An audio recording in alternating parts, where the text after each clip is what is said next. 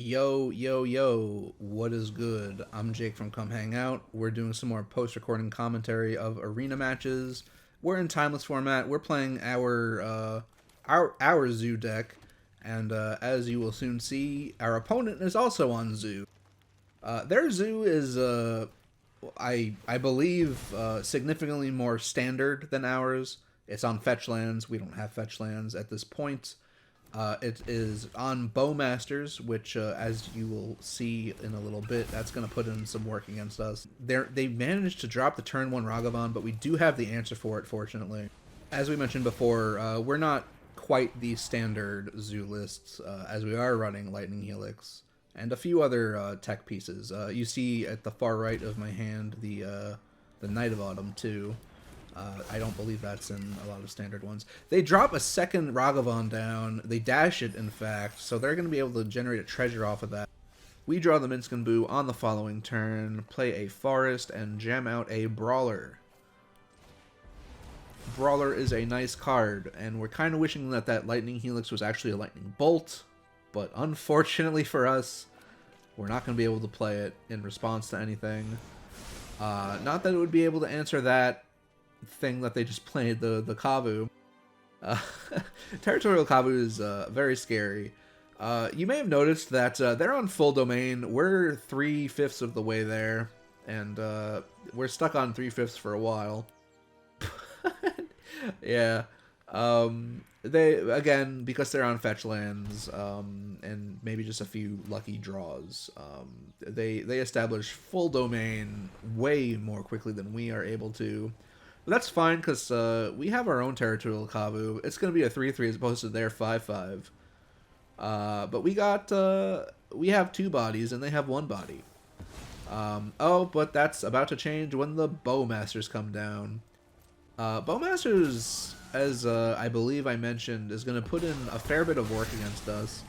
At this point in time, I don't have a full grasp on just how powerful Bowmasters is. You'll see me make a pretty big misplay a little bit later in the game. I should have read the card and digested what it actually means before I started making some questionable plays with it on board. But yeah, that's just my style. I'm fast and loose. I don't like reading every single card. Just maybe 2/3 of them, which is very reckless, and I don't recommend it. But yeah, we're tanking pretty hard here. And we end up just passing to our turn. We're holding off on the Lightning Helix. I think our thoughts at this point regarding the Lightning Helix was that it's going to be a little bit of extra reach to hopefully close out the game. And we had Minsc and Boo, which we opted to play over it because it generates a body. It can pump that body. It'll get us Fling. And we're like, oh, it'll draw us cards too, potentially, if we fling the hamster. Again, not realizing the Bowmaster punishes that pretty friggin' severely. But yeah, you'll see soon what I mean by that. Anyway, we're going to +1, put the counters on the hamster, and I believe just pass, as I feel that attacking is not in our best interest at this time. You will see them follow up with a Nishiba Brawler of their own. It's a 5/3. It's big. It's scary. It tramples. And I figure that on my following turn, they're going to attack this thing. And I believe that we double block. I believe that we do a little bit of a tradesy-wadesy.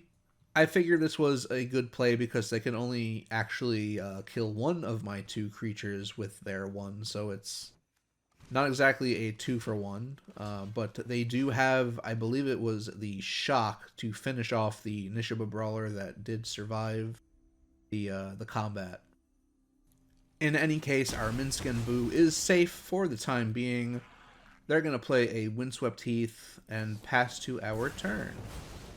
This is the turn where we end up flinging their hamster like a friggin' dumbass, because Bowmaster is a very Bowmaster's a mean card, man. I don't know why it's as powerful as it is. They talk about pushed cards. This is a pushed card. God damn. I would argue that Minsc and Boo is also very much a pushed card. Don't get me wrong, even for a moment there, but Bowmasters, considering how splashable it is, 2 mana, flash, comes down, pings something, amasses 1 whenever it does ping something. And when, as you will see, when we draw cards, you get to ping per card drawn and then amass that many times. And they're just going to kill our Minsc and Boo here.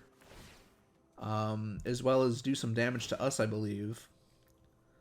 Which is super unfortunate because we wanted our Minsc and Boo to hang around. But alas, it was not in the cards. Fortunately, we do draw into Domain over the next 2 turns. We will have full Domain, and we see the Tribal Flames, and we see the Lightning Helix, which I was hoping to be able to finish it this turn with those 2 cards, but we don't have the full Domain. But once we do have full, that will be 8 damage represented between those 2 burn spells. In the meantime, I believe we will play our Wild Nacatl, as well as maybe the Knight of Autumn. I don't remember if we actually jammed that one out.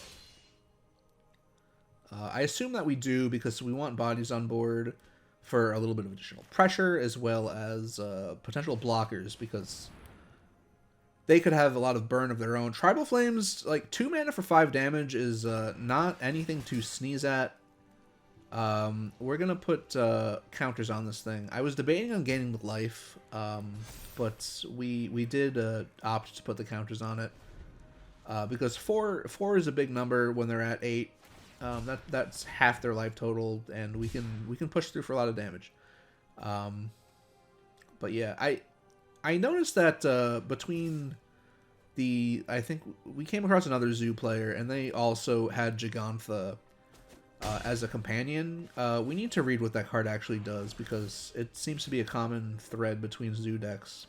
In any case, we have full Domain off of that breeding pool that we're about to play, and we have 8 damage worth of burn in our hand, as we previously discussed, and we're going to try to close out the game.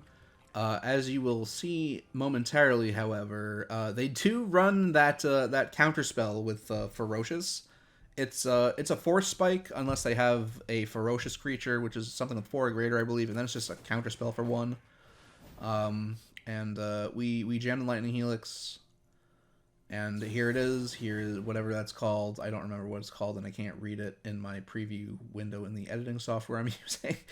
But yeah, they counter that, and we're like, that's fine. We still have 5. We have a Binding in hand to get rid of a blocker, and they only have 1 blocker available, and we have enough power to seal the deal here.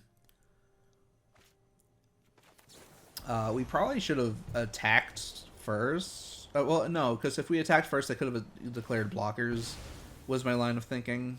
And I didn't remember if it would have allowed me to play it before blockers were officially declared. I don't remember how that works in this,